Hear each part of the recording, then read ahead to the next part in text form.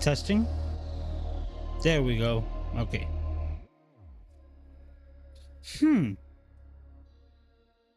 Something new that I just learned. Welcome everyone. I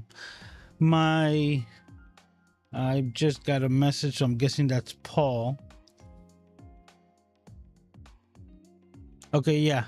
I put up the music because you couldn't hear me, so I just got that message from Paul that, kind of keep the vibe up, so to speak, but that should be at a good level now. We're hearing me, and it had to do with my noise cancellation software, Crisp. Apparently, there's a mute within the Crisp microphone itself, and that's what I wasn't seeing. Like, everything was selected correctly, but where it actually shows level,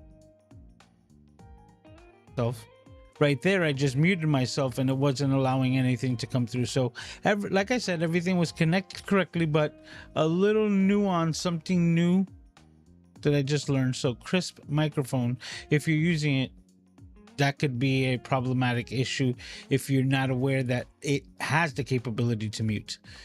But now that you guys hear me, welcome as always. We're doing it. It's episode 173. Right, 173 episodes consecutive of the Camera Junkie live stream without skipping a beat. And as always, I thank you all for taking the time and hanging out here with me. If it is your first time, welcome. Please be sure to introduce yourself in the chat so you can get nice mingling with the Camera Junkie crew. And at the same time, introduce myself, which my name is Luis, also known as Mr. Camera Junkie, where I remind you to upgrade your skills before your gear. Because you could have all the gear in the world, but if you don't have the skills to problem solve on the spot, you could end up in a worse situation of being on mute altogether. But that's one of my many mistakes, because today I wanted to test the differences between 4K 30 and 1080 60p. Which the interesting part is that I went around and I started setting up all my cameras. So I got this one at 60. I got this one at 60. This one already ran at 60, but my mistake was that I forgot to change the settings on Ecamm. So that's exactly where I'm at. I did not change the settings on Ecamm. So the Ecamm is still producing a 4K 30, which at this point, I'm just going to let it ride because of the simple fact that I could close it out, but for me to get the effect that I want into it, I would actually have to close out the live stream completely because of the simple fact that it's already recording or being broadcast in 1080 60. So even if I were to shut down Ecamm, which we have the option to kind of log back into a live stream that was already in progress, I would be logging back into the 4K because that would be what's broadcasting. So I wouldn't get those extra 60 frames per second, which is exactly what I wanted to see on the bottom right hand corner in the options. So even though we're running this test hypothetically, it looks like I'm gonna have to run a secondary test of just me throwing in a live stream, on a on unlisted, so to speak, not public, right? An unlisted live stream to do the 1080 60 so that I can get the exact results that I wanted to test out. Because look at me, I'm even wearing this bright blue Ecamm hoodie because I wanted to test out the colors and see exactly how everything was going to work together. And I dropped the ball because I'm so used to never touching my settings when it comes to Ecamm that today was the day that I was supposed to. Today was the day that I was supposed to go in there and change it up from 4K 30 to 1080 60, which is very interesting because it's just things that I want to test out to see exactly, what is the quality difference and which one would you consider better. right? The reason why I bring this up is because there are certain aspects of, depending on like what type of content you're creating, is like 1080 60 better than 4K 30. Now 4K 30 is going to give you a lot more resolution, right? A lot more detail, right? A lot more information, but at 30 frames per second. The 60 frames per second brings, or better said, is used mostly when it comes to high moving like sports, things like that, like car like car glamour shots, so to speak, because you're rolling on the road, you're recording, and you got so many frames that the 60 frames per second for, I guess, car content, sports content, and things like that tends to work better because you're getting more of the information. And believe it or not, 1080 is good enough quality, so to speak. You get a lot of detail in the 1080 at 60 frames per second. So I'm really gonna see which one is best, so to speak, because I also know that for other types of content, the 60 frames per second is kind of like a reign supreme. So we're gonna see what that is. But everything's been a little ass backwards today, so we're just gonna go into the chat, which is usually the first thing that I do to see exactly who's hanging out, who's here. Right off the bat, we have Parker's in the house, we have Ecam in the house, which I'm thinking that was Paul forgot to switch accounts, and there's Paul saying the same thing.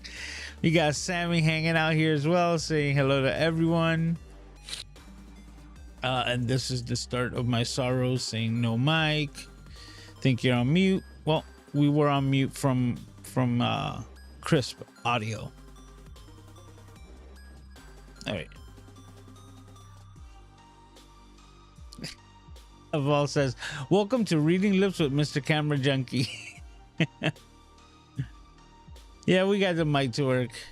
Mulain's in the house saying hi there to everyone. And this is where we got audio back, saying we can hear you. Okay. All right. So he's saying hi to myself and to Aiden. Aiden's taking a nap. He's just hanging out here. Oh, speaking of him, someone just woke up. Hey, buddy, they were asking for you. Let's see if he actually is going to get up or if he's just like rolling over. Hey, Randy's in the house, says stopping by to say hello to me and to everyone. Catch us on the rewind. Cheers. Thank you as always for taking the time. And it says if you don't have auto stop in the studio, you can force quit Ecamm, make the change, and resume the stream. But will it take the like when I go to look at the file on YouTube, I don't think it's gonna switch halfway in the stream from 4K 30, which is what I believe we're running right now, to 1080 60. Sammy says, can you do 4K 60 with Ecamm? No, you can't. And we're not at that level of technology, and it's not because we don't have the equipment for it. But if we're talking about live streaming, yeah, you're putting way too much, as far as information that you would need to compress and then send through the digital waves, the binary ones and zeros that we use and we call internet. It will be way too much, and you'd be looking at like close to, I would say closer to maybe like 100 megabit per second connection of upload, which not everyone has unless you're dealing with fiber, right? That you have like matching downloads to upload speeds.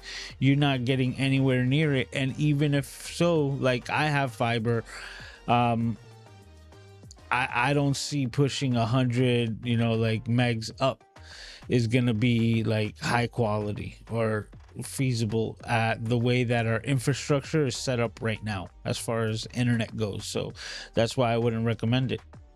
It really it really depends, because this is a conversation that I've had with quite a few people as well. It's like, are you shooting in RAW? Are you shooting in log? Right? Are you doing this? And I'm like, no, because most of the stuff that I do is in Ecamm. Right? So the convenience of Ecamm is that it makes it super easy. Now, if I wanted to record log footage, I have the ability to do so with my memory cards, and I would do so if it's necessary, if the occasion presents itself that that's what you want to do. But if I'm doing a quick recording, I already have like the way that I like the image to look. So it's not like I'm going to be doing color grading in post-production, because I'm doing it in pre-production. I'm doing it in Ecamm. So the way the footage comes out, I'm happy with it. And at that point, the 4K is more than adequate for me to do all of my editing and everything like that. Then once you upload it, that's up to you in your choice. But especially like these live streams that I do weekly, there's no reason to do log footage, right? There's no reason to do anything of that sort, because you're trying to get the highest quality image out in the smallest package possible. That's why, and just, I know I'm directly speaking with you, Sammy. I don't know if you remember the days of Napster, because that could have been before your time, right? And when we first started converting WAV files, music files, to MP3, and how much data you were able to save, right? How much you can compress it, because the way that you could think of an MP3 is just a wrapper of a file. So the same way you would take a WAV music file and compress it, right, to a zip file, an MP3 is that same exact type of compressing of a zip file, except you're able to play it instead of having to decompress it before you can listen to the audio. You can compress it and play it back as if it were not compressed. That was the beauty of MP3, and that's why Napster ran rapid and everybody started sharing music, like through the internet. And if you had a DSL connection back in those days, that was like the fastest that you can get, right? Which was internet always on, and it wouldn't interrupt your landline, your phone line. Then you were all set to just like download entire albums in minutes and just get a lot of music, so that you could have it at your disposal, entire collections, discographies, we would call them, right? Where you would put in a particular artist name, and you would have the ability to download every piece of content that they had ever made. And it was super simple. And then things changed, and arose Apple, right, with the iPod. And because of the iPod, everyone wanted to put this MP3s into that device, and one way or another were using their own libraries with iTunes to take the content that they have downloaded and put it into those devices, until full circle now Apple basically controls and monopolizes the majority of MP3s that you download to that same device. But they made it so much more convenient than every other aspect, that it was more convenient for you to pay 99 cents or $1.29 for a song and have it in your iPod and just be on the go. And it revolutionized music altogether, because of the simple fact that people were no longer buying albums in complete forms. They would just buy the one or two songs that was more prevalent to them, the 2 or 3 hit songs that would require you to buy the entire album for you to have. Now you would just buy them for less than $5. So you were saving money, and you were getting the content faster. That's history, right? So many things. I just went on a rant over here from one question to another, but that is the reason why we don't stream in 4K 60. Wow, I did a Doc Rock. I just realized, like, went from one spectrum to the other, because the question was about 4K 60 streaming, and the reason why it doesn't happen is because the bandwidth is so high that it's not recommended at all, and not necessary. Because if you need the 60 frames per second, believe it or not, the 1080 60, to me, in my eyes, is gonna be more than enough. Okay. Gretchen, we missed you last week. Hope Bob is doing well. Thoughts and prayers are with him. Saying hi to me, Aiden, and to the crew. Oh yeah, he's awake. Let's see. Aiden, Gretchen saying hi.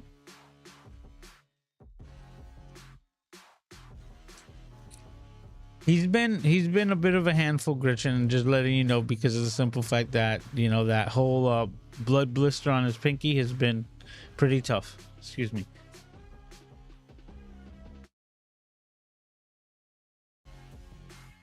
That's my new cough button, and it works.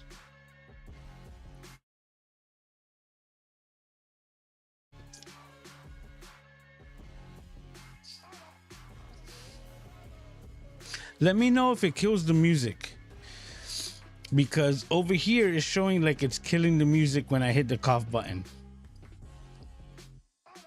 I think last week it didn't, and I'll figure out a way to bypass that one way or another. But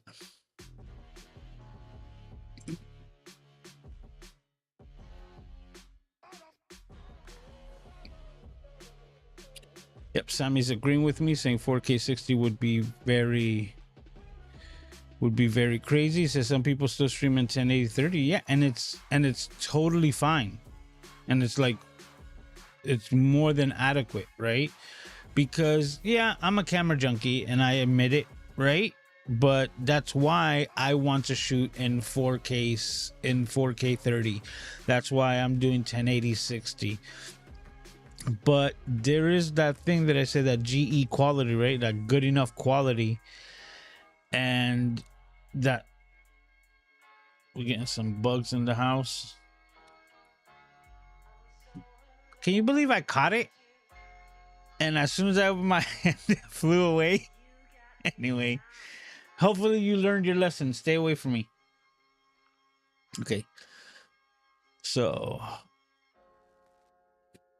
but going back to it, yeah, like 1080/30, it's 1080 is actually like 1080p, because that's the whole thing. People forget that we first had 1080i, and the difference between interlaced and P, which is progressive scan. And progressive scan is like, kind of, it scans the image twice over to make it even that much better, that much sharper. So believe it or not, like 720p is also still good enough. Actually, you know what? Let's put it to the test. This is 720p active right now. And if I were to be using this as my front facing camera, it would be adequate enough as well, right? It would be definitely good enough. I can take anything and just be like, hey, look, let me demonstrate my phone. Somebody is posting videos on TikTok. We have MMA bouts and a whole bunch of other notifications that I haven't really paid attention to, because there's a thing called life that gets in the way, right? And for those of you, you know, just to show, still rocking the iPhone 15. Listen to me, I'm nowhere near the 15, the iPhone 11 Pro. But I'm looking to upgrade this bad boy this year because of the other upgrade, the Apple Vision Pro. I want to get as much spatial video as I can possibly record, even though I record a lot of it with the Vision Pro. DJ Strick is in the house. It says it does. Oh, it says a new shirt.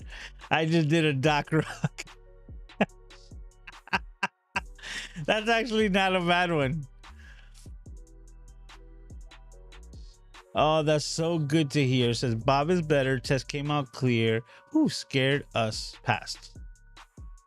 Even though I wasn't worried, just know that, you know, just love you so much that there was no way that like we don't love Bob in the same way. So I'm glad that everything's awesome, and that, you know, that's just now another thing passed. That was it for this year.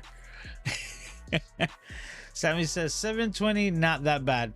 And that's the whole thing. You can rock with 720. easily. Actually, I did it on one of the live streams not too long ago. Oh, the one that I was in Podfest when I was in Orlando.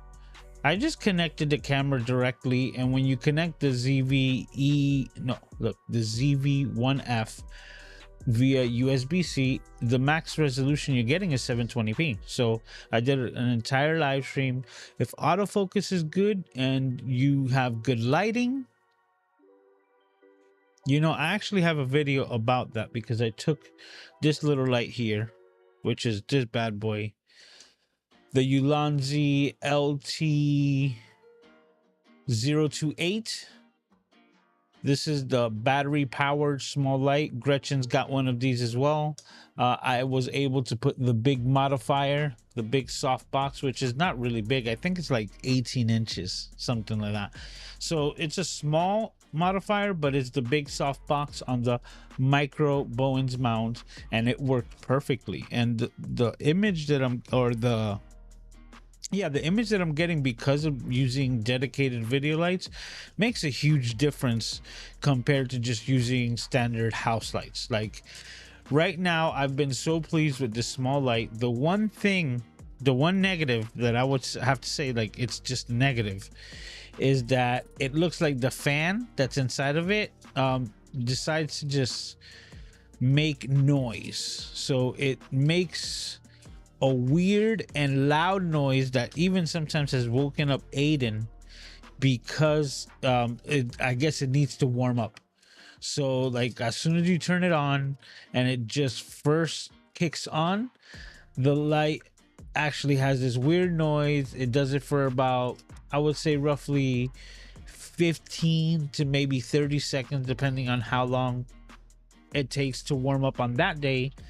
And then after that, you can rock it all day and it is dead silent. You could barely hear the fan that's on there, but it's almost like a squeaking belt before it warms up on my Toyota whenever I turn it on, you know. And it's a cold day, you sometimes will hear the belts screeching until things warm up. Kind of gives me the same thing. The reason why I mention it is because the success of this LT028 light has made Ulanzi make another one similar to it. So they just came out with another light, but it is the same exact price, except from 40 they've upped it to 60 watts. But I guess to keep costs relatively the same, right? Because I believe it's being sold right now for $99, which is the going price of this one. It doesn't have a battery, so it is basically this same exact compact light, 60 watts instead of 40. So it's got more oomph, and this has all the oomph in the world, because what we're seeing right here, and let me just turn it off real quick so you can see what it would take away, right? All this light that it's missing here, and to give you that, oh, not that one, the behind the scenes, all the light that's missing from here that's bouncing, that I'm just going to turn back on right now so you can see, right? All that light, the twinkle in my eyes that I get from this setup right here, basically without a battery. So now we're gonna get it at 60 watts without a battery, same small little compact mini Bowens, but it also, because it's a 60 watt, so they know we're probably gonna use it in bigger modifiers, it has an adapter to go from the new mini Bowens to the full Bowens, and it's built into this setup. So it's a higher wattage output, but it doesn't have a battery, and it's at the same exact price. I'm thinking about replacing this one, which is my main light, to have them better matching and have a dedicated video light. But at the same time, the other negative about these lights is that they are completely manual. So for me to turn on and off this light, it's a physical switch that I'm going to be throwing on here as so. And I don't think I want to be going up there, and these lights are, you know, voice activated and controlled, so I might hold off. But FYI, just so you know, there's a new Ulanzi 60 watt, and for $100 to get a dedicated bicolor like video light is pretty nuts. The quality of equipment that we have at our disposal, and for the price in today's day and age. Like if I were to be starting all over again, right? If I were to starting a brand new YouTube channel and I have nothing, like $100 light, a $500 camera, and honestly, in a M1 Mac Mini computer, right? Which now you could find these like at $300 because we're all the way to M3. So M1 Mac Mini for $300, you're talking about under $1,000 easy right there. Was that's 800? No, $900. $900, you're already talking about you have a complete setup, not only to do live streams, but to edit your content, to record your content, to create your YouTube channel, to do everything and anything. And if you have a bonus that just by chance, you happen to have one of these devices, you're even that much more set up with that at under $1,000. Let's say you didn't even go with the $500 camera, you can use the camera right off of your iPhone, Mac Mini, and a good video light, man. I'm telling you, you'd be working wonders. Anyways, let's go back to the chat. Okay.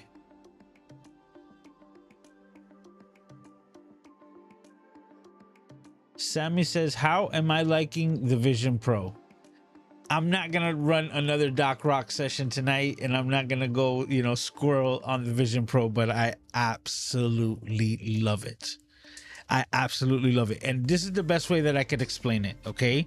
Somebody asked me when I first got it, right? When I first got it, they gave me this type of question, and hopefully the analogy fits and I can make sense of it. They asked me, is it like you're plugging into the Matrix? And I responded with an astute yes. I said yes, there's an element to that. And when they asked it, I believe they were asking it kind of in the negative connotation, right? Like yeah, I don't know if I want to deal with that, which is fine, right? To each his own. But this is the better way of me explaining it. Yes, it's like plugging into the Matrix, right? When you put this thing on.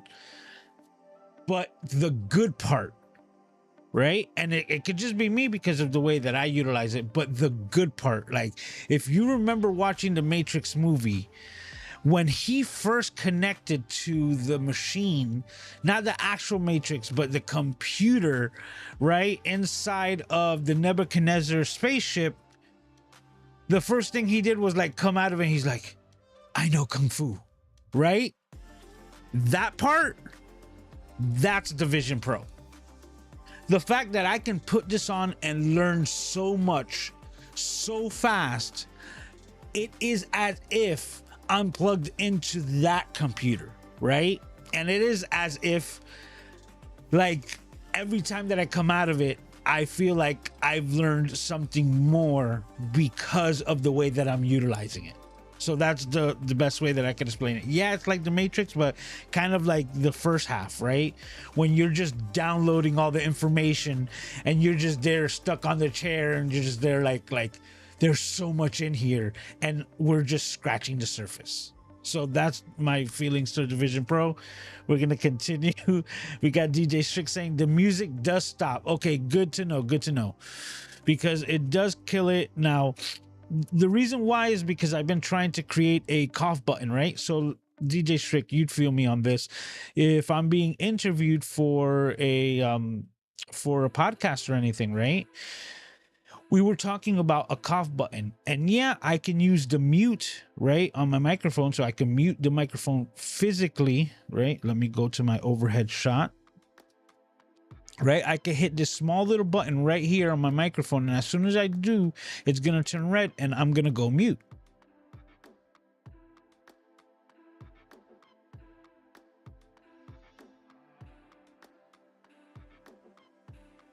hypothetically coughing, right? You couldn't hear anything because I had just muted that button. But it's a small button, so when you want to use it as a cough, it's fairly small for you to be in the act of coughing and try to nail this tiny little button like this guy right here, right? So what I did was I actually created a cough button.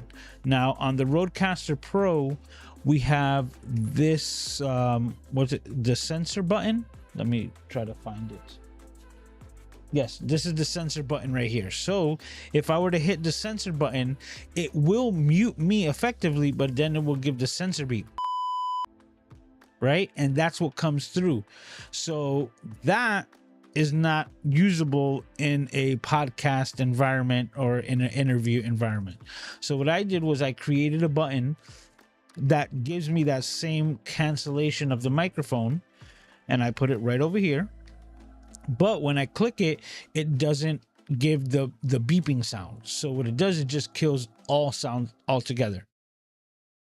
But with the information that you just taught me, it does kill the music as well, which is what I was seeing. I was seeing that the secondary music on Ecamm goes dead the same way. But when I'm in a podcast situation, I'm not broadcasting music. So it's still functional in that aspect. And the fact that it's the big pad and I can just put that as the only active button on that page makes it work perfect. So that's a FYI tip of you can create a kind of cough button with the Rodecaster Pro right off the rip. Okay. Another question for Sammy: How am I liking the A6600 that I picked up a couple of months ago? Absolutely love it. So much so that's why I'm kind of rocking vintage lenses and doing everything manual. So right now, you're watching me from the Sony A6100, right? And that's the one that I have connected here. Let me go to my, so that's my A6100, right? But what do I have here but a series of contraptions, and one of them is my Sony to Canon adapter. So this is my Metabones adapter, and the Metabones is connecting my Canon, sorry. So my Metabones is my Sony to Canon, and this is my old Canon 19mm to 35mm wide angle zoom lens. And this is a Canon lens. It's a 3.5 to 4.5. So, within that range, that's the aperture rating that it's got. And because it's a photography lens, it doesn't do autofocus when it comes to video. So video stays non-focusing. So I no longer have the option to bring something close to the camera and have it focus on it. It's not working at all. And I did the same thing with this bad boy over here, right? I'm enjoying my A6600 so much that I've taken possession of all my APS-C lenses again, and I've been using other things just to fill in the spaces because I'm like grabbing everything back. So the Sigma 30mm that I had here, I switched it, and you can see that it says there. This is a Tamron 28mm f2.8, and this is also a vintage lens. Like, both of these lenses are probably older than you, Sammy, believe it or not. So this one is from like back in the day, straight manual, I think 1970s. So definitely old school vintage lens. It's a 2.8 f2.8 aperture and completely manual. So once again, I can put my hand and it's not going to hunt, which is something that people really find distracting. So if you're trying to create the least distractions and you're not someone who's constantly putting stuff up to the screen to, like, have it focus on, it's fine. But I made the decision that I wanted to put my autofocus on my overhead camera, so that I'll have this guy do all of the autofocusing, right? So that whenever I want to showcase something, I can just show it here and have this lens or this camera do the autofocusing. And that will give you like all the, details, right? Like if you want to see the backside of my hand, there we go, right? Ooh, somebody needs lotion. All right. And that's when like that's my setup, right? That way I can just deal with these cameras and I'm not worried about it losing focus. And another thing is, like, let's say I had to do something with Aiden and I wanted to just excuse myself from the shot. It's now not hunting to the background and trying to see what's in my background. It's staying there, and that stays blurry in the bokeh just the way that I want to. So all right, Scott Rogers is in the house saying hello to everyone. Paul says, does it hold up if you want YouTube on a TV? Man, I've said so much that I can't figure out what that was correlating to. Was that correlating to like me restarting? Like, does that correlate to me restarting the stream? I don't remember. Hey, Bob is in the house. Nice to have you here, Bob. Bob Asbury is a member of the Friday night crew over at Peter Gregg's live streams every Friday night that I've mentioned here all the time. You know, Peter stops by every once in a while here, and Bob is part of that crew. So nice to have you here. Says 60 frames allows me to slow the clip 50% without any stutter or drop frames. Oh, that's actually like so true. But that's really cool about 60 frames if you're using it for video, you know, like at all times, because that's what a lot of people really, that's like such a really good point. A lot of people do that for that same reason. So this is the whole thing. Another reason why you don't want to go 4K 60 is file size, right? You can go 1080 60 frames per second and you can pretty much record all of your content in that frame rate, and you're gonna get good quality.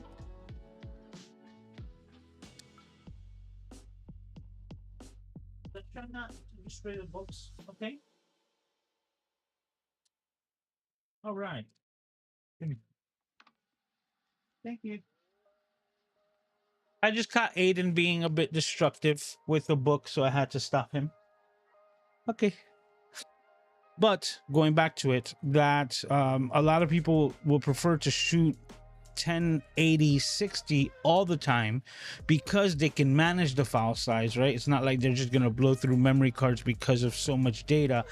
And if just depending on which content creator we're talking about, right? Like, let's say something happens spontaneously and that's the type of content that they're creating, kind of like recording at all times so that then they could have everything that happens. That's the ideal situation as well for like 60 frames, because anything that becomes like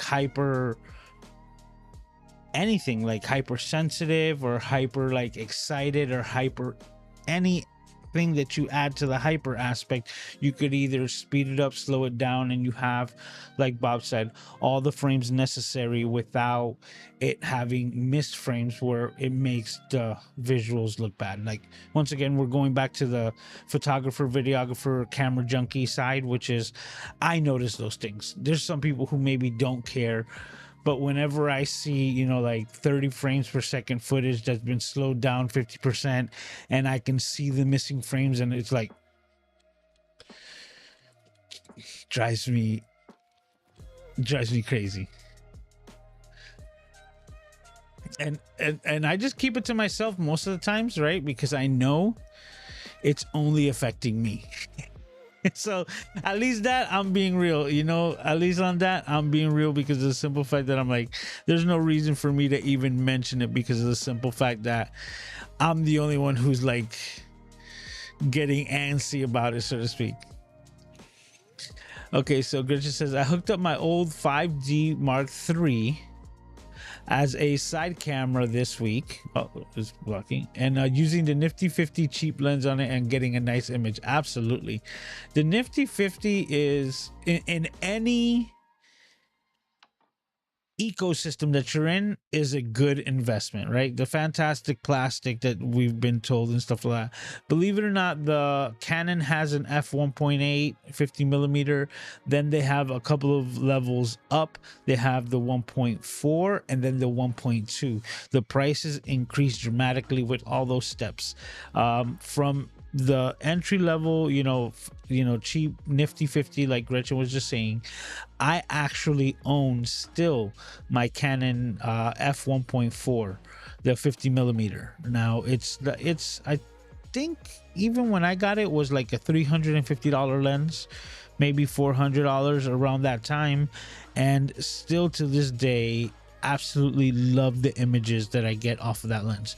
Believe it or not, that's the lens that actually made me switch to Sony. Yes, because when I first got the adapter that I had before mentioned, oh, wrong one, this one, the Metabones right here. My first Metabones lens that I adapted was my nifty 50, but the 1.4. And that 1.4, I connected it to the A6000 camera. So prior to that, I had gotten my hands on an A6000 camera, and the only lens that I had for it was the kit lens, but not even the kit lens for that camera. So let me explain. Right over here, I should have one. Oh, I don't see it right now because I've been confiscating all the lenses. The Sony system, right, has a kit lens that is found with the majority of their APS-C cameras right now, which is a 16 to 50 millimeter zoom lens. It is a power zoom lens, f3.5 to 5.6, and it's a good enough lens, right? That wasn't even the one that I was using. I was using another 18 to 50 millimeter zoom lens that came around the Sony NEX6. It was their kit lens prior to it. There was no power zoom. It was a manual zoom, 18 to 55, and it was good for video. Right? And that had to do with the camera that you were using it with. So people paired it up with a like Sony A7S III, and we're getting okay video because of the IBIS, or the in-body image stabilization.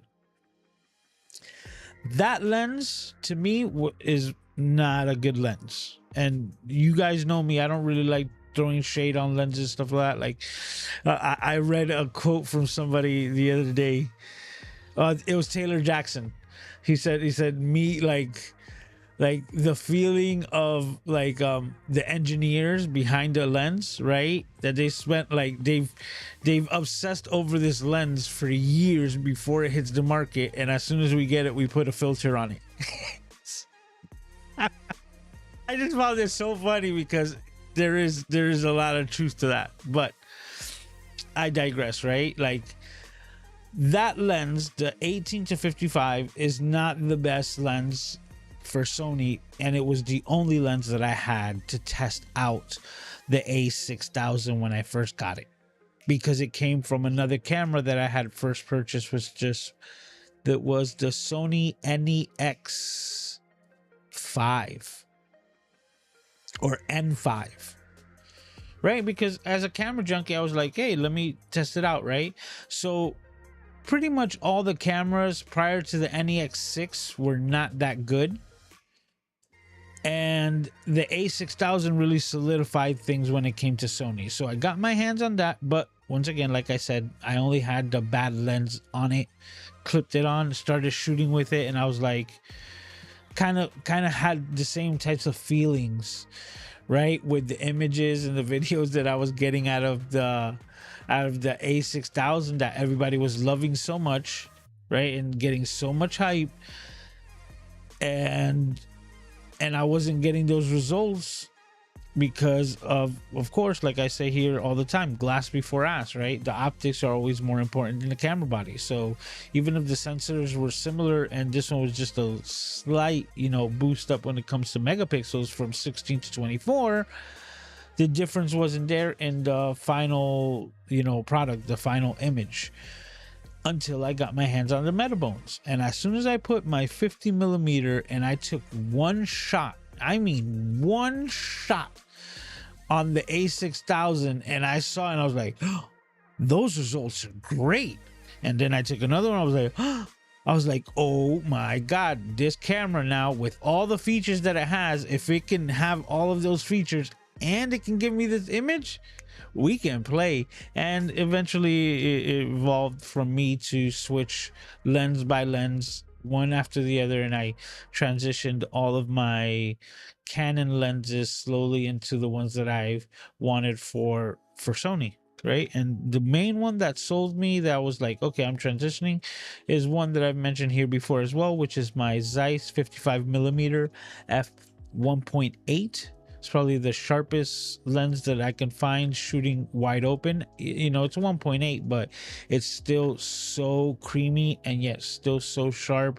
And every time I look at a picture that I've taken on that lens, it just pops out. There's a particular warmth that I get out of those images, that whenever I'm culling through Lightroom and I see a picture, I'm like, wow, this one really came out good. I look at the, you know, metadata, and it was shot on that lens so many times, it never fails. So okay, we're gonna take a quick break because Aiden is asking me for some snacks. He gave me the bowl, so let me go ahead and take care of him. 1 second, buddy, I'll be right back.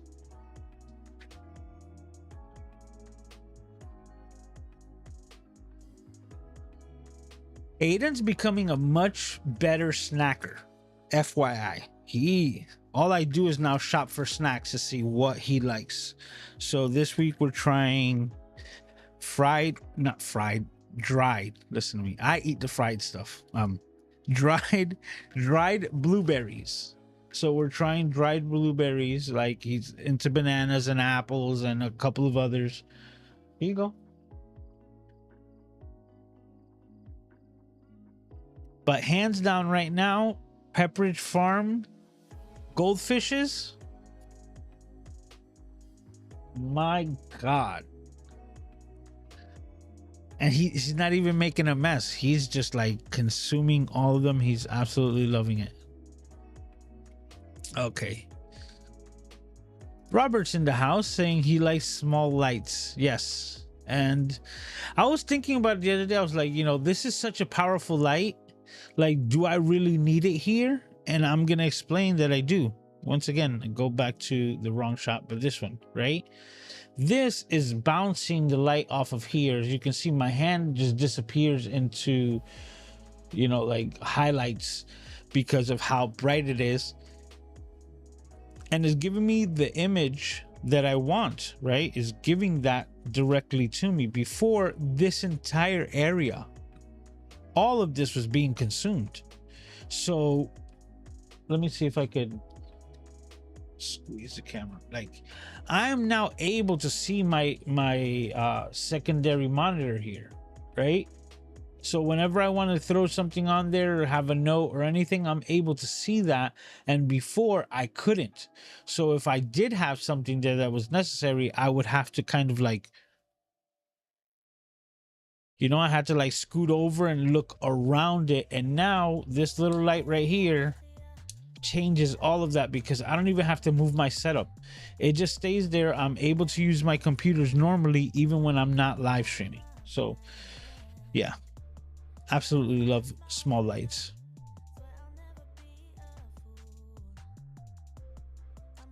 You see, Gretchen says I have to turn my Ulanzi, the 40 watt, the same one, to 7%. I run it at 1%. 7% or below for me. Don't need more. Absolutely. Sammy says, yes, I love the manual focus lens, especially for cinematic, right? It is just something about it, especially when you get it. Now, this camera, I threw this lens on it, and the first thing that I did was start filming Aiden.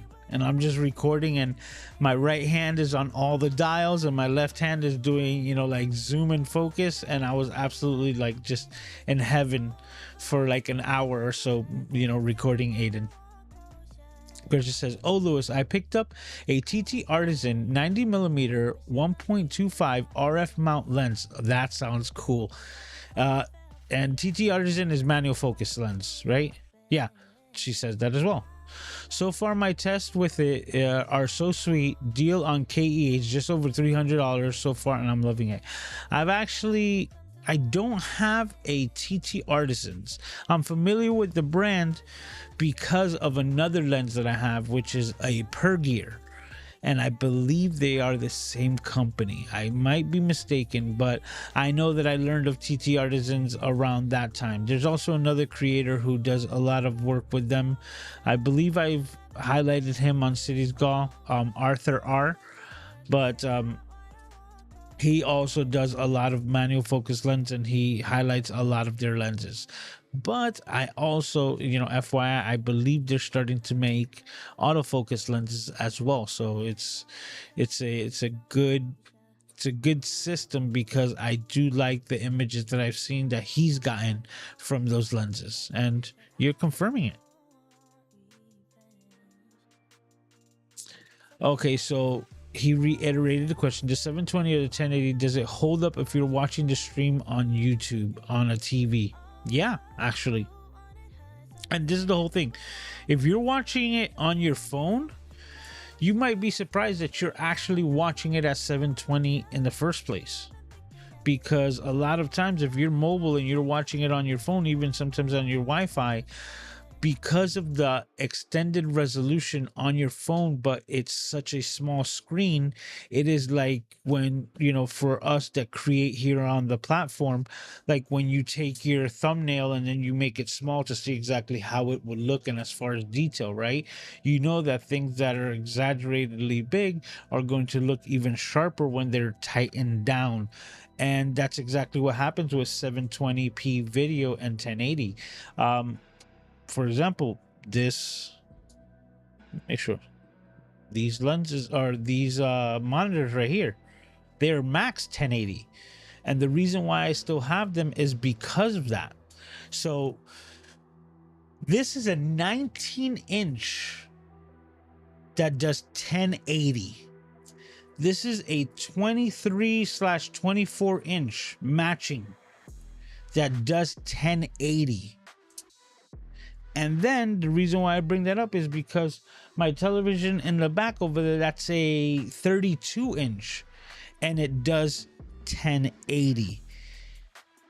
That is very, very rare, because a lot of the, you know, TV monitors, TVs and stuff like that you buy in today's day and age, the ones that are less expensive, will only give you the max resolution of 720.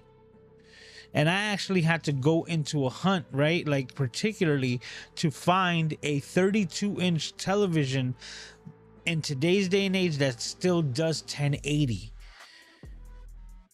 Because I can't buy a 42-inch in the space that I have there. I don't have the physical space. A 42-inch television wouldn't fit there. So I had the space for 32, and I said, let me find the best 32 on the market. And believe it or not, you're paying extra for 1080 compared to 720 because of the way that they manufacture the LCD screens and things like that. So it's very interesting because of the pixel density of how close they are to each other. And the thing is that the amount of pixels that you would need to make a smaller screen 1080 crunches them up so much that they would never design a panel with so much like tightness of pixels for a 55-inch television, for a 60-inch television, because you're heightening the chances of a dead pixel and having a 55-inch panel that you just put resources into creating and not being able to sell it because the dead pixel makes a 55-inch television unusable, right? So another thing is that when you have a 55-inch, a 65-inch television, you don't need that kind of like DPI or PPI, pixels per inch. You don't need so many pixels packed into the same spot to try to make it like harder to create for such a big screen. So what they do now is that they make gigantic LCD panels that have the requirements for the bigger TVs, the 55 inches, the 65 inches, right? And what they do is that they cut those into smaller sections to make the smaller size televisions that are being sold on the cheap today. Because let's say if a gigantic panel has a dead pixel, instead of it completely being useless, now they're able to cut the sections around it to use panels for smaller sizes televisions, which then gives us a smaller television with less PPIs or pixels per inch, making the resolution max a lower resolution, making today's televisions effectively worse off than the televisions that we could have gotten in the same size years before. And that's why I'm still holding on to my older tech, because it's still better than today's. It's all about constraints. And once again, like, no, hitting the wrong button. The space that I have here, right, from the top of my desk to the bottom, right, this area right here that you're seeing on screen is not that much that I can't throw a 32-inch TV and then still have a camera and my computer and a Rodecaster Pro and some speakers. Like, it would consume all of this. I wouldn't have the ability to run my production the way that I do. Right, so to bring all of this, I need to keep these things moderately sized, functioning. But the thing is, when I look for 23-inch, 24-inch monitors / TVs right now, the most that I'm getting is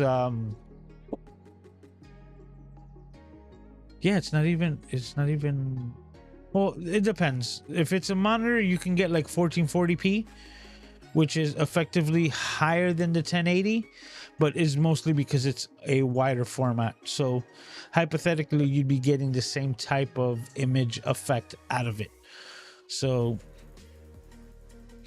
another rant here on a question, but that's where the differences go. And going back to it, when you're broadcasting at these resolutions, here, you know what's another one? You can right click on your YouTube video and select something that says Stat for Nerds, and that will actually tell you the resolution that you're actively using. Because here's another thing, right? YouTube, unless you put full screen, you could watch YouTube in not full screen. Because a lot of times I have my television right here and it's a 1080 screen, but because I have the comments, right, I'm not utilizing the entirety of the screen for the 1080 image, right, or for the high or 4K image.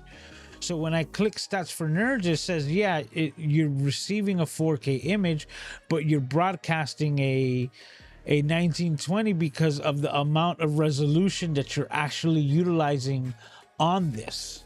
Right, you'd be using 720, and that's what you're actually seeing from YouTube. So a lot of times, because they're trying to give you the best bandwidth and live streams and all that stuff, the way they compress it, a lot of times they will slow down your resolution or bring it down just so that it could be adequate to the device that you're using it on. Sammy says, it's very strange. I'm trying to type a comment and then it's disappearing. Depends on what it is. We do have a block list. Hey, Kathy in the house saying hello to all. Do I have any suggestions for quality wide angle vintage lens? Quality wide angle vintage lenses. Not too many.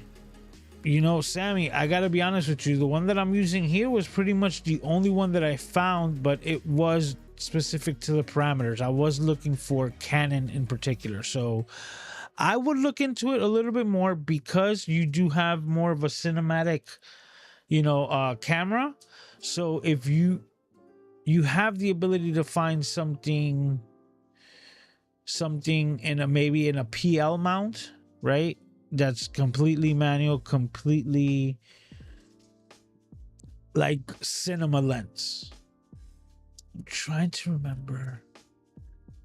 But also, here's another thing, Sammy. Like, usually in the cinematic universe, the widest that people usually go is 35 millimeters. So it's usually not that wide because you are a cameraman. So also know that, like, unless you're doing real estate, right, as far as cinema photography, you might not need the widest angle lens. Now you have the FX30, so just going on what you're doing, if you do need a wide angle, I would still recommend the Sigma 16 millimeter. If not, the Rockinon. Actually, that's actually a good one. You could find the Rockinon. I don't know if they make it in the Cine, but I know the Rockinon, they have a 12 millimeter f2. I bought the latest version with autofocus, but they also have the manual focus one, which is smaller and less expensive. So, you know, depending on your budget, which I don't think you would have a problem with either, because I paid like,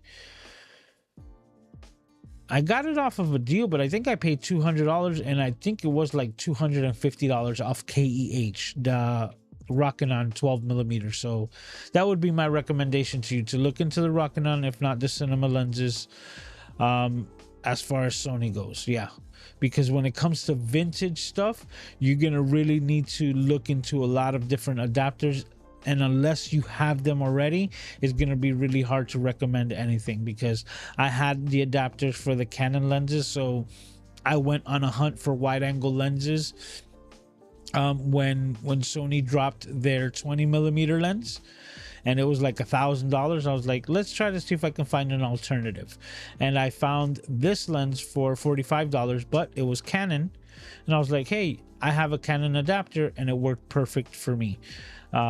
Actually worked perfect for a couple of us, because when I was doing a shoot for Ecamm, wow, I believe that was already 2 years ago, or just over a year ago, because of the exact dates, for the creator camp. Was it for the, no, it's actually been 2 years. Holy crap, it's been that long. Anyways, I digress. When I stayed in Amesbury for over a month doing the shoot for Ecamm, there was another creator that was doing photography with us, and he had a Canon camera, and when he wanted a wide angle lens, I had this one in my bag, and I was like, I have a 19-35. And once he put it on his camera, he basically ended up using it for like the next 3 or 4 days for the shoot. He absolutely loved it, and all of those shots were taken off of this lens, which lucky enough that I brought it with me. So that's what I would recommend. Once again, wide angle, I would go Sigma 16, because it's rectilinear, so you get more of a 24 millimeter look. If you want something wider, closer to 16, I would go into the Rockinon 12 millimeters f2, whether it's autofocus or not. You know, I know you can handle manual, so you probably prefer it.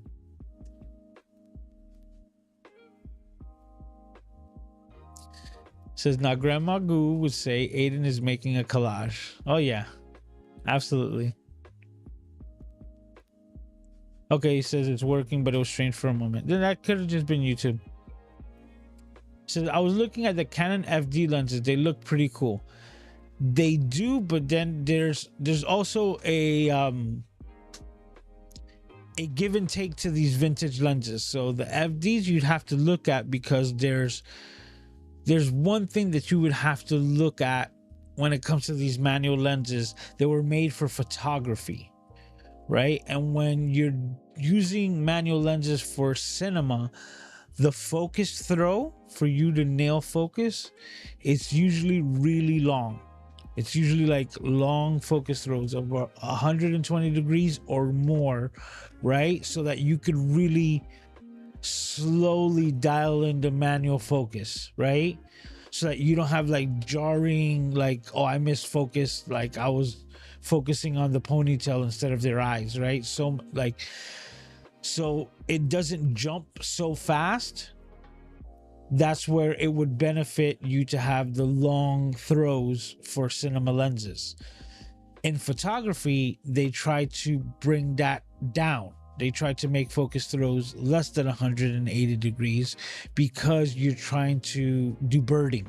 You're trying to catch an image, right? So they didn't want you to actually like have to move your arm too much to nail focus in those instances. So when looking into vintage lenses, keep that in mind, that the focus throw and how much play you have to do with it really is what's going to be the best like determining factor on what you're looking for in those lenses and their usability. Because if they have a short focus throw, it makes it almost impossible for you to use it as a cinema lens, because you'll be missing focus all the time.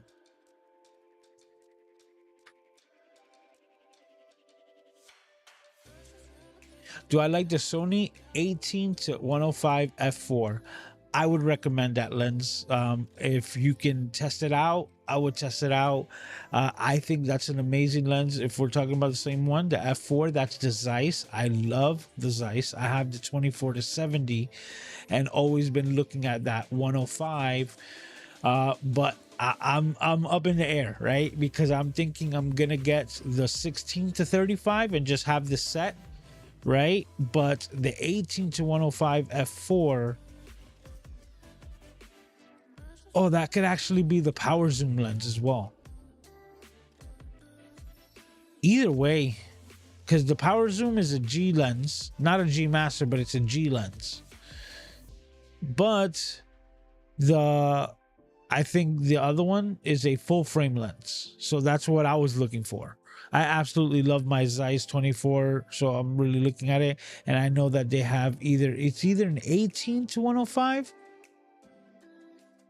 Actually, I think that's the Sony G Master, and I'm gonna stand correct. I'm gonna correct myself. The Zeiss one is actually a 24 to 105. It replaces my 24 to 70 to 24 to 105, and that's why I was still thinking about getting the 16 to 35 and then adding that one. The f4 Zeiss optically stabilized, or OSS. Absolutely love those lenses. I love them, but I haven't tried the 18 to 105. It's a power zoom, it has OSS, and it's a G lens. So if you're looking for character, right? If you're looking for character and the look of a vintage lens, I wouldn't recommend that one. That one's going to be like a scalpel. It's going to be clinically correct, sharp, good, right? But it's going to give you the ability to do all the colorization that you want in post-production. So depending on how you want to do it, if you want to do it in post-production, or if you just want to get dreamy like this, right, and just throw everything onto a vintage lens, a small little filter, and call it a day, because that's all the type of effect that you want the image to have, then that's where you would benefit from the vintage stuff, or like the Zeiss. Says Lewis, you make my camera geek heart proud when you spot of all the differences of cameras and numbers so smoothly. Thank you. I just love nerding out on this stuff. Sometimes I just go way too off. Look, we're 15 minutes past. Oh, he says Bella is up. That's so cool. Gretchen says the TT Artisans was new lens through KEH. I have now two TT Artisans lens, the 90mm and the 11mm fisheye. Both lenses are metal, incredible glass, and I'm impressed with the construction. That is dope. I'm gonna have to look into those. Paul says my modern TVs are 4K, so I must be looking crispy on your end, man. I found a Sony Cine Alta camera lens for $580. It looks very cool. That's a really good price. Now, like, that's a really good price for a cinema lens, a Cine Alta. That's great. The only thing I would tell you is make sure that you'd be able to use it with your camera, right? The last thing you'd want is to buy something that you can't use. Says the TT Artisan manual lenses hold up very well next to many Canon lenses, Canon L lenses. Wow, that's very nice. They all play nicely in the camera bag. And that's also important when it comes to that, right? Like, I don't know about you, Gretchen, and let me know, you guys in chat, right? Or if you're watching this in the replay, let me know how you guys feel. But I tend to not use my favorite lens all the time. Like, my most favorite lens is my 55 millimeters, and I use it for portrait work. And I love using it, but I don't use it all the time because it's not kind of like where it fits within my setup. Maybe I should do that. Maybe I should throw a camera even further out, right? Way over there on the other side of the room, and throw the 50 millimeter to give me like a secondary angle, but with some extra compression. Question: what speakers are you using for your studio? Do you have an affiliate link? I do. I'm gonna check, but I'm gonna pull it up so that I'll make sure that I have it for you. I'm gonna throw it in the chat. The one that I use are the PreSonus, and they have a variety of different sizes. I paid, I believe, $100 or just over $100 for these monitors, these speakers, and this is already going 4 years, and these things absolutely rock. And they have a lot of IO, in and out ports in the back that allow me with the Rodecaster Pro to pretty much connect everything that I have here. And when I mean everything, I'm meaning 3 computers and like any video game console that I desire. So the 3 computers are my Mac Studio, my Mac Mini, and my PC, my Windows PC that sits underneath me. So depending on what it is that I want to do, all of them are also connected directly through the Rodecaster Pro, and then that's also connected to my monitors. But my monitors also have enough IO that they're connected directly to the computer itself, my main computer.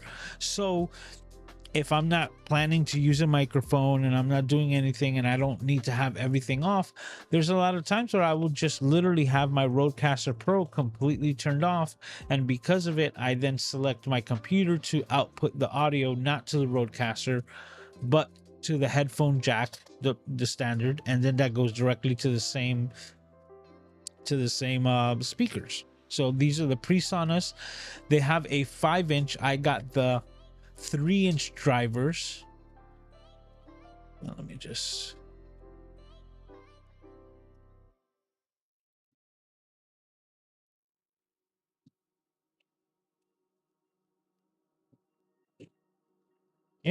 monitor pair. They're sold for $100 still till today, and I could honestly tell you it's not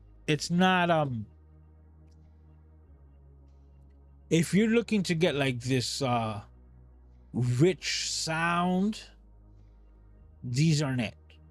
Because the PreSonus, these are studio monitors, and these things give you clean audio.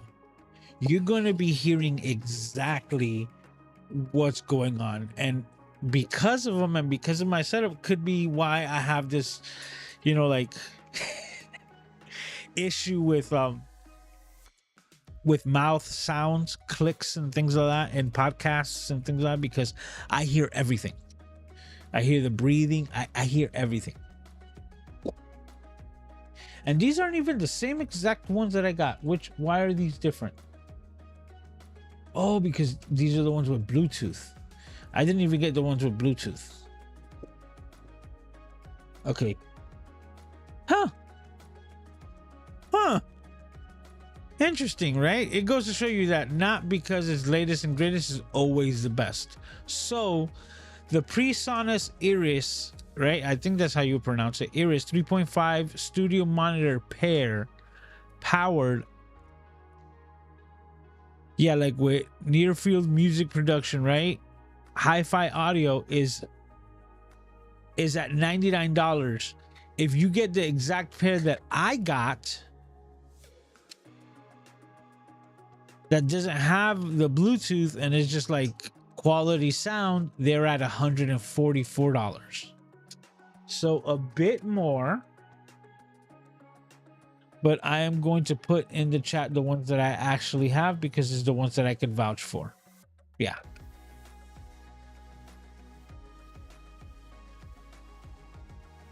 All right, let me get the link here. Boom, copy.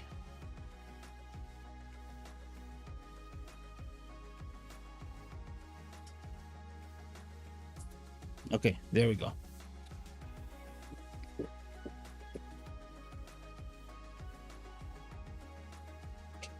Sammy says, yes, I was looking for PL mounts. Yeah, that's cool. Says, I'm trying to do some cars for a friend of mine. That's cool.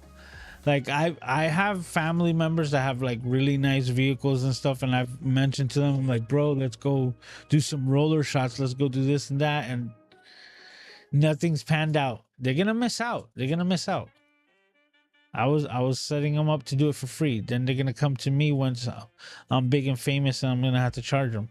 See, they're missing out.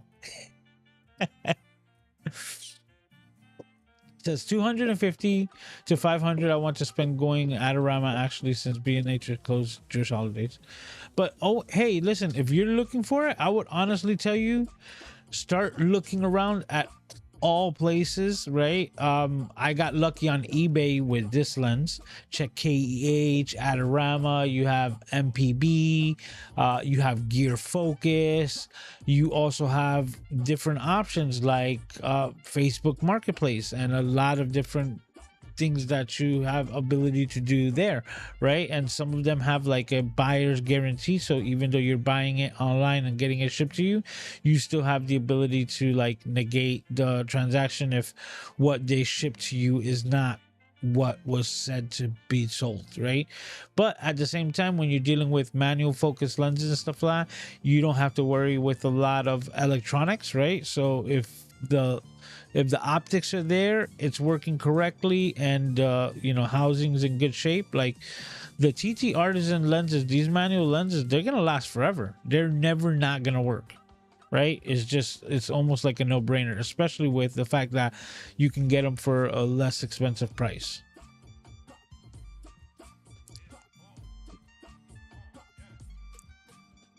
Gretchen says, Sammy, I might have some FD lenses from my Canon, and Lewis is right. The throw is significant. It is, because that's the one thing that makes these lenses usable, and that's the biggest thing on the selling of cinema lenses as a set. Whenever you're sold a cinema lens set, what most people don't understand is that all of them have the same exact focus throw. They have the same amount of degrees to go from, you know, from infinity to the closest spectrum. And the reason why is so that if you're on set and you have the entire setup for a manual focus, including the wheel that's geared to it, right? And you want to switch lenses, you don't want to have to switch the calibration that you have on your wheel for every single lens. So that when you put on when you go from a 35 to a 55, right, or 50, or from a 50 to an 85 in the cinema lens set, as soon as you put it on there, those gears are all going to link in, and that throw is going to be identical no matter what focal length you decide to go with.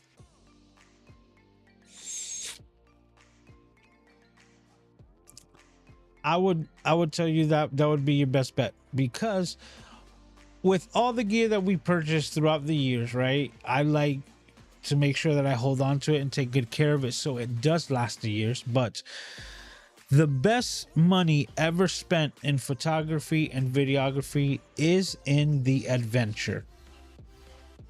Because I would tell you, if you can save up for a big trip and you're gonna have to use a kit lens to take the photography or video when you go over there, I would recommend that. Then you buy a $1,500 lens for your camera, but you're staying in your backyard, right?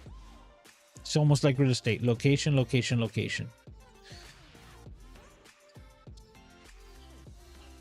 Okay, Lewis, I did an unboxing video, 90mm lens on my on-camera channel. I gotta check it out. I haven't watched like no YouTube.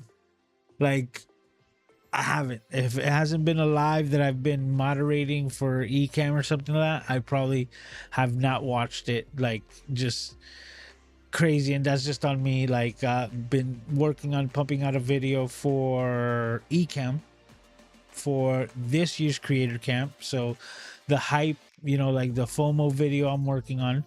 So been working on that, and also my Spanish Ecamm series. So with that and Aiden and everything else, haven't been watching anything, but I'm definitely gonna check on the on camera channel. Says that's what I want, clean audio.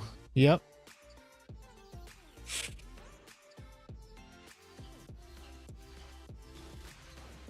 Says Doc really likes the KRK speakers. Yeah, but they're way more expensive. And it also has to do with size, right? Like, they had these PreSonus and the 5-inch as well, but I couldn't fit the 5-inch because the 5-inch driver made the speaker itself taller by like an extra 3 inches. And with that, going back to the shot, I wouldn't be able to fit them here. So to give you an example, I'm going to pull out my television here. And as you can see, it just scoots by the top because everything is like sized correctly so that whenever I want to move this, it's not going to hit that. So if my television was an inch bigger, or if my monitor was an inch taller, none of this is going to be happening. It's like, I know people don't notice that stuff unless I point it out, but everything here is set to the T. Here's another example. Going right back to the shot. This is my microphone arm, right? That thing skims by that same speaker just so that I can put it away.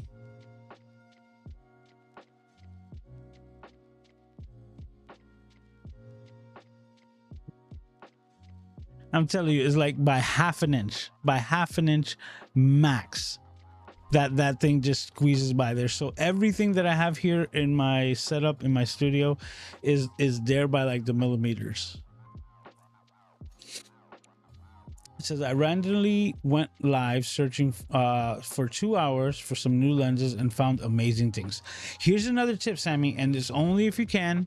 You know, I wouldn't want you to put yourself in any danger, but I would like peruse pawn shops all the time down here. So whenever I would find one, I would just hop in to see what's available, because pawn shops, you can get killer deals if you know what you're looking for, right?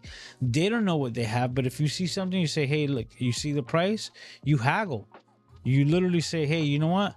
I'm not gonna give you $100 for this, but I'll give you 50. Will you take 50 for it right now? And believe it or not, when it comes to these vintage lenses that they're not moving and they've been sitting in a pawn shop for years because nobody uses that type of, you know, photography or film anymore, man, I got a lens for like $5 at a pawn shop that I was like, I guess I'll use it, and I did end up using it, so it was definitely worth the, you know, the $5, right? In any way, shape, or form, because it was a focal length that I didn't have, and it's not like it was the best lens, but it was a manual old lens which I still have in the bag. Still works. So pawn shops, definitely check those out. It says the only drawback on the TT Artisan is the lack of weather seal. You just have to be aware. I do feel that, right? There's one thing is that, you know, I'm gonna keep that idea to myself. I'll tell you later, Gretchen, if you remind me.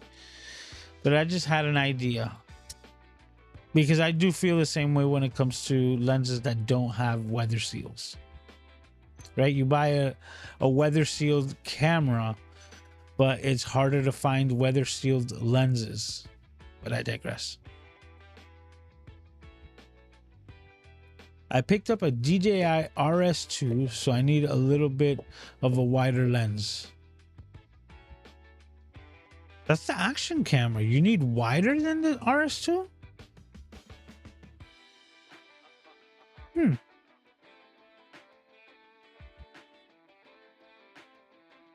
The RS2, I believe that's the same one that Paul has. That doesn't have that interchangeable lenses. So also check into those, because there's modules, whether it's the 1-inch module for the RS that you can get and have it be widescreen, but it also has a bigger sensor, so you can get like the 4 or 5K out of it. But I just don't know how that footage is going to match with what you're getting out of your FX30.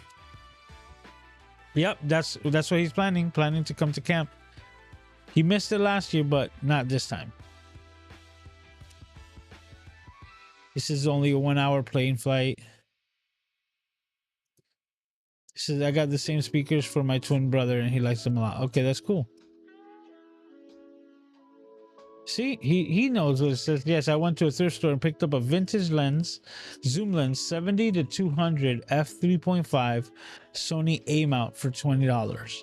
And now there are A mount adapters for the Sony system, so definitely. It says it was a Minolta lens. Yeah, that was one of the smartest things Sony did, was buy Minolta, because it gave them credibility and it gave them that in connection with Zeiss, which then led to all the Zeiss lenses that are still coming out today, the Zeiss coatings. Oh, it says the DJI RS2 is in the camera, it's just the gimbal. You're absolutely right. Now, I do think that the Insta360, it's called the RS1.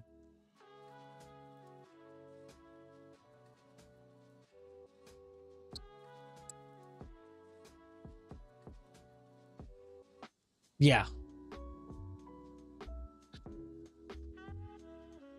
So the RS1 is the one with the interchangeable thing. That's where I got confused. Sorry. The RS2 is the gimbal. Come on, Insta.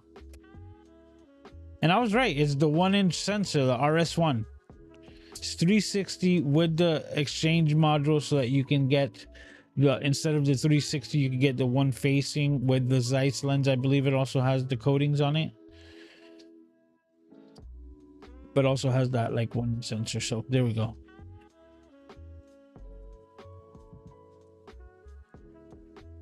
Yeah, I got it now. Thank you, Sammy. Thank you for the clarification. Weather seal and waterproof is something that I have to consider ever since I've headed to the rainforest in my backyard, or when you go to the beach, when you start saying about all the spray and everything that you're dealing with on the coast over there in Washington. So definitely. But you know, like Fuji camera, like my Fuji XT1 is weather seal. Like it could handle everything. But to find a Fuji lens with weather sealing in it, unless you're paying for like their top quality lenses from Fuji, anything third party doesn't have any weather sealing. So it sucks. Whoa! Last minute, right before we close the show out, we have Kippy saying, hey brother, just dropping by to say hi. Just completed my Fuji V106 review yesterday. Nice. My monitor here where I read the comments kind of lost it towards the bottom. That's why you see me climbing to read it. Yeah. Oh, that's cool, man. Well, congratulations on that camera. I was kind of like come see come saw, so to speak, with that camera. I was like, it's a great camera. I don't know if I'd pick one up. I want one now so bad, because I found out that they're only making 1935 models of the V106, because that was the year that Fuji was established in 1935. So they only made 1935 cameras of that model. And I'm like, that's cool, but at the same time, that makes it a limited edition item. So right away, being limited edition is like, I want one, because that's only going to be like historic for history. Like 20-30 years from now, we're going to be looking at this camera as like one of the few remaining of the 19 that existed in the first place, 1900.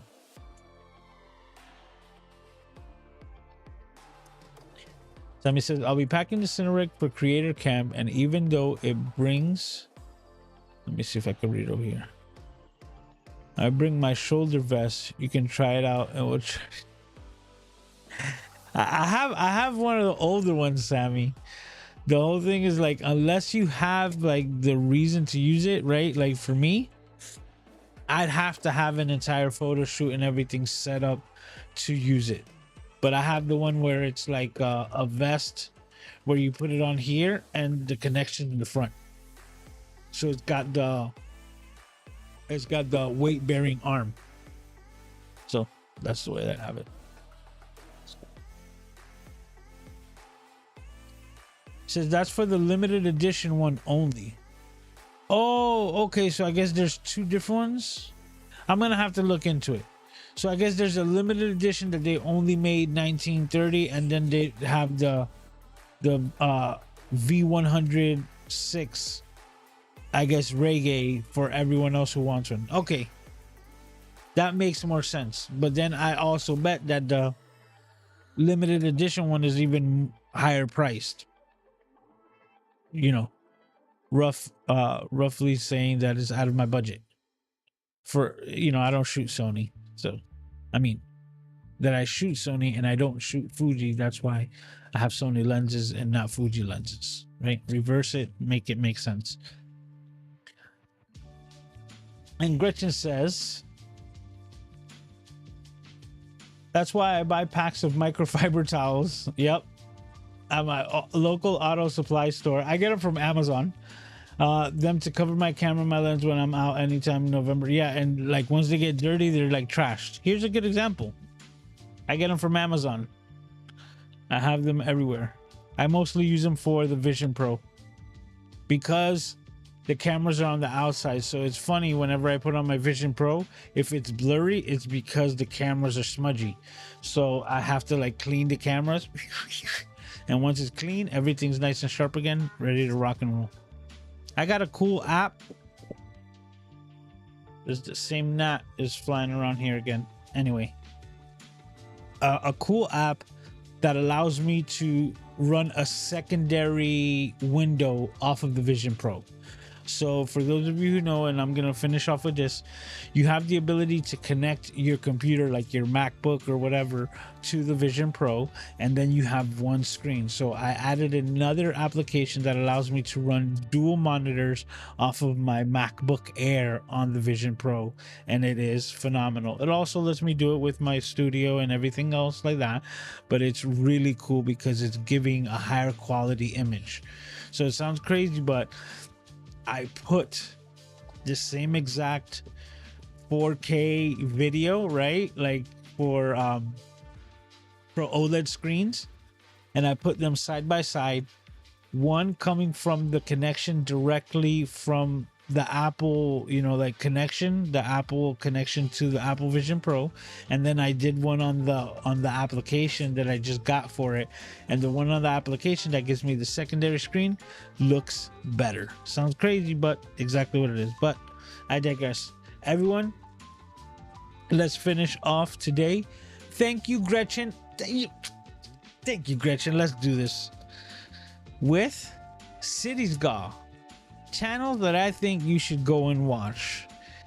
And this week's Cities Gaw is none other. Oh, I got that other window open, so let's close that so it doesn't look weird. There we go. I had the RS1 window open. Connor McCaskill. He's also a content creator. Let me get rid of this. There we go. Content creator that's pretty much a camera junkie. He shoots Fuji, he shoots Canon, he shoots whatever he can get his hands on. You see, doing a video on a DJI. He's got some on audio connections, comparing it to iPhones. He's someone that I've seen create content with another person that I've had here on Cities Gaw, which is I'm running a blank on his name right now. Oh, that sucks. As you can see, it's getting late that I'm forgetting his name. I forgot his name. I'm not even going to try to. But anyways, this week's City's Gaw is none other than Connor McCaskill. So if you haven't checked out his channel, I highly recommend you do so. He's a fun personality, an amazing content creator, and this week's City's Gaw channels that I think you should go and watch. And that's it, guys. That wraps it up for another episode of the Camera Junkie live stream. This was episode 173. And if you haven't grasped the concept of that number, is that's 173. Yes, over 3 years, 173 consecutive weeks of this here Camera Junkie live stream without skipping a beat. And I can't thank you all enough for every week for hanging out here with me and making this the place where I want to be.